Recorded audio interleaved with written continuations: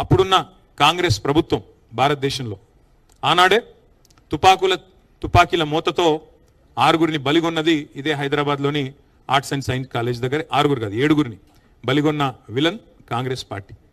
అట్లాగే 1956లో ప్రజల అభీష్టానికి వ్యతిరేకంగా బలవంతపు పెళ్లి చేసి ఆంధ్ర తెలంగాణ కలిపింది కూడా కాంగ్రెస్ అనే ఒక విలనే, కాంగ్రెస్ పార్టీనే. అందులో ఏమాత్రం అనుమాత్రం కూడా ఏమి అనుమానం ఎవరికి అవసరం లేదు. ఉన్న తెలంగాణను ఊడగొట్టింది కాంగ్రెస్ పార్టీనే, చాలామంది బలి చేసింది కూడా కాంగ్రెస్ పార్టీనే.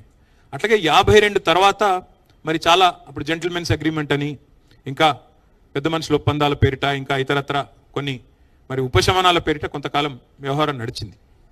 కానీ సరిగ్గా 12 ఏళ్లలోనే 1956లో ఉమ్మడి ఆంధ్రప్రదేశ్ ఏర్పడితే 1968 నాటికే తొలి దఫా తెలంగాణ ఉద్యమం ట్రిగర్ అయింది, ప్రారంభమైంది. మరి ఆనాడు విద్యార్థులు, ఉద్యోగులు వాళ్ళే సారథులై వాళ్ళే నడిపించారు తప్ప రాజకీయ నాయకత్వం అందులో మొదలు లేదు. 68 నుంచి 71 వరకు ఉద్యమం జరిగితే 370 మంది పిల్లల్ని బలిగొన్నది కాంగ్రెస్ పార్టీ. ఆ రోజున్న కాంగ్రెస్ పార్టీ కర్కశంగా 370 మంది పిల్లల మీద తుపాకుల తూటాలు జరిపి చివరికి 370 మంది చనిపోవడానికి కారణం అంటే దానికి కూడా ముమ్మాటికి కారణం కాంగ్రెస్ పార్టీనే. అట్లాగే 71లో జరిగిన ఎన్నికల్లో, పార్లమెంట్ ఎన్నికల్లో 14 పార్లమెంట్ స్థానాలకు కాను 11 పార్లమెంట్ స్థానాలు, ఆ రోజుల్లో 11 స్థానాలు తెలంగాణ ప్రజాసమితి బ్యానర్ మీద 11 స్థానాలు ఇచ్చి ఆ పార్టీ, కొత్త పార్టీకి మాకు తెలంగాణ కావాలి అని ఆకాంక్షను 52లో ఎట్లా అయితే చెప్పారో, 68లో ఎట్లా అయితే చెప్పారో, 71లో కూడా ప్రజలు నిర్ద్వందంగా చెప్పారు.